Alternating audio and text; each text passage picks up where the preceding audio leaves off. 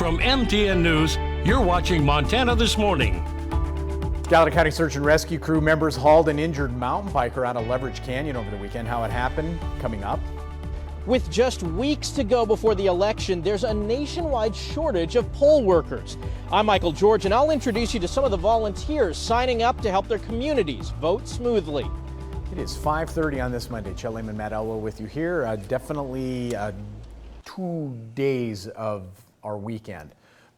Beautiful on Saturday, and then Saturday night rolled in. Wind kicked up, temperatures a little chilly. Snow where I was. There's snow on the ridges of the Ruby. The tobacco roots have a little snow. It sounds like maybe we're going to add to some of that by I the end think of the we week. will, at least in the high mountain locations above 5,800 feet. You'll probably be dealing with at least some snow at times for the next couple of days. Temperatures not bad, 40s and 50s, 34 among the coolest out toward West Yellowstone. I think this is more telling. We've got 33-mile-an-hour wind gusts in Innis, 45 in Livingston, 22 in West Yellowstone, and we're going to add a few scattered showers. Nothing real heavy, but enough to maybe wake you up if you're on the roadways heading over a few of the area passes. I don't think it's going to be of any consequence for travel concerns necessarily. I think the wind is a bigger concern for us for the day-to-day. Temperatures into the 50s, but keep an eye on things over the course of the next couple of days. More snow on the way for the mountain locations. We'll break it all down in just a few minutes. Right, thank you, Matt. 5:31 now on this Monday. A girl recovering after Gallatin County Search and Rescue crews say she crashed her mountain bike on a steep side hill in Leverage Canyon on Saturday. In a release, crews say the girl had fallen down the hill and was hurt, could not continue down the trail. Rescuers found her just less than a mile up the trailhead to the canyon. There are some of the images taken by crews during that rescue. The girl was treated and taken to Bozeman Health by ambulance for further medical help. Well, with just weeks to go until the election, communities across the country scrambling to fill a vital need: poll worker volunteers. CBS's Michael George introduces us to the Americans stepping up to help. If you've gone to a polling place, you've seen them. They're the people who prepare the location, check in voters, and answer your questions. They're volunteers like Michael Casera. This is my first time volunteering as a poll worker. Michael, a casting director living in New York, wanted to give back. He knows there's a shortage of poll workers nationwide, and COVID is the main reason. According to a 2018 study, more than half of poll workers are 61 or older. Longtime poll worker and North Carolina resident B. Cheryl was told the exposure to so many other people would be too risky for her. I decided that my doctor would have a voice in it. When I raised the question with him, his face immediately said no. Many states are running campaigns to recruit more volunteers, including Ohio. The bare minimum that we need is 37,000 just to open the polls on Election Day. Dr. Ann Arthur Andrew is one of thousands who heard the call and signed up to help. This seemed like something that the average person could really do and make a contribution. For Michael Casera, it's been a first-hand look at how elections work at a time when there's so much misinformation about voter fraud. I do have more confidence in the system after seeing this process. It seemed secure, it seemed like a well-oiled machine, and I'm happy to be a part of it. A new generation of poll volunteers who will play a key role in democracy on Election Day. Michael George, CBS News, New York. Michael tells us there are encouraging signs that the recruitment effort is working. One important note, though, if you'd like to volunteer, you have to work the polls in the county where you live. Well, in the war on drugs, the border is the front line. Pandemic is changing how cartels and other drug organizations are getting narcotics into the United States. As Dan Grossman shows us, this is something that has far-reaching effects to every community in the country. 3404, we'll offer 3. It's 11:30 in the morning along the U.S.-Mexico border. I think they're still in these 3 houses right here. 2 people have just jumped the wall separating Nogales, Mexico, a town of 200,000, and Nogales, Arizona, a town of 20,000. Yeah, from this point here, we're just going to assist that agent just by being another set of eyes. For us, this is unexpected as it happened in the middle of our interview. But for agents like Daniel Hernandez, it's literally a constant. I was just looking in that direction, and we saw her cross our field of vision. It is every day, especially with those trying to traffic drugs since the pandemic started. Initially, we were seeing small football-shaped bundles being thrown over the fence, etc. We've seen that expand to backpack operations with 100-plus pounds to catching vehicles loaded with 600-plus pounds. CBP says because of COVID, traffic through this port has decreased 60 to 70%, but they're still seizing the same amount of drugs as last year. They say that means two things are happening.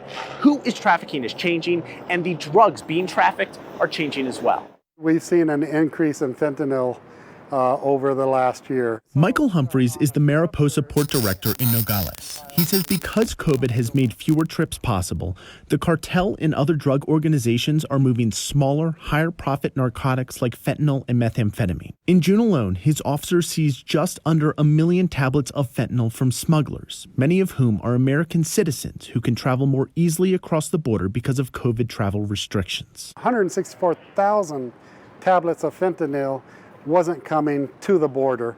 It was going way beyond. It was going, to Vermont and Ohio and Kentucky and Detroit. So they'll sit up on that ridge and scout and see where we are. It's also led to more body carriers, as Border Patrol agent in charge Sabree Dickman calls them. The less in port traffic means higher scrutiny, so people will strap drugs to their body, as seen in this image sent to us from Customs and Border Protection, or they'll internally carry and hop the wall or try to move the drugs through tunnels as a way to circumvent it. That's significant. We had a 65 kilogram seizure of methamphetamine in one of the tunnels in downtown Nogales. 65 kilograms, hard to place that into context. That's 65,000 doses. Yeah, it's already like on the west side of the cut there.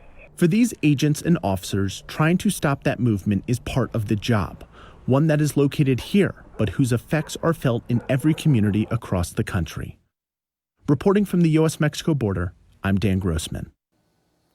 Back here at home now at 5:36, like other segments of American agriculture, 2020 has been a very challenging year for farmers who raise pulse crops like chickpeas, lentils, and peas. But as the Montana Ag Network's Russell Nemitz shares, there is some help available. From market disruptions because of trade wars to the ongoing COVID-19 pandemic, it's been a challenging year for the U.S. pulse industry. And that's why pulse growers like Paul Canning of Flaxville, who's also a member of the Montana Pulse Crop Committee, are encouraging other growers to visit their local farm service agency and learn more about financial assistance that's available through the second Coronavirus Food Assistance Program. Producers need to be aware when they're going in to file their paperwork and do their application, whether they're doing it for beef or wheat or canola or alfalfa, to also make sure that they're including their pulse information so that they get the opportunity to get those funds for their pulse crops. He says the difference between pulse crops and other commodities is that funding is based on 2019 revenue. Wheat, canola, livestock, you're basically reporting based upon acres or number of livestock that you have. Pulses are different. It's based upon your revenue from your sales last year. And of course, FSA does not have access to that information. That's something that you have to self-report. So make sure you dig through all your paperwork and look at your sales from last year and report that number. There's a graduated scale from 10.6 down to 8.8% that you'll get back based upon those sales that you had last year. And Paul says that pulse growers can apply for CFAP 2 through December 11th. Absolutely. And tell your neighbors, because we all kind of get in a routine and assume that the way it was last round is the same way it's going to be this time. And that's not true in this case. So absolutely take advantage of it, use it, and tell your neighbors to do the same thing so that your neighbors get to take advantage also. In Billings, Russell Nemitz, MTN News. Russell tells us for more information, pulse growers can visit their local Farm Services Administration office or visit farmers.gov online. 5:39 now. We've spent some time here on Montana this morning talking about the challenges of plastics in the environment, the detriment that it's caused to the oceans, the detriments that it's causing to the land. They just don't degrade in that. Well, they found a way to maybe get rid of some of that in a unique way. Okay. Engineers built this giant vacuum cleaner to rid Belgian nature reserve of millions of pieces of plastic too small to collect by hand. Vacuum cleaner picks up millions of tiny pieces of plastic waste too small to collect. The new low plastic won a competition launched by local authorities to clean up this nature reserve in Belgium. Areas home to endangered bird species. Plastic particles, of course, are dangerous to them and has built up along that area for years. But they found a creative yet common way to take care of this little plastic problem. I like the idea. I do too. It looks like it's still a lot of work, but hey, you got to save the environment. You can see how tiny those little micro beads of plastic are. This little vacuum is helping take care of some of that. It would be nice if they didn't have to do that. That's I will right. just throw that out there, but if you have to, at least they've found a fairly creative way to be able to get that done. So I think I saw this idea in the Jetsons one time too. there you go. Very similar kind of plan. I don't know if it was plastics that they were taking care of, but who knows? 5:40, the giant plastic vacuum. How about we take a quick break? This is my button finger. There you go. Yeah, That's quite a right. workout. We're going to take a quick break while you rest that button finger. When we come back, it was Bobcat scrimmage time this weekend. And this morning in the locker room, we'll check in with head coach Jeff Choate for a look back. But first, let's look ahead to this morning's business headlines.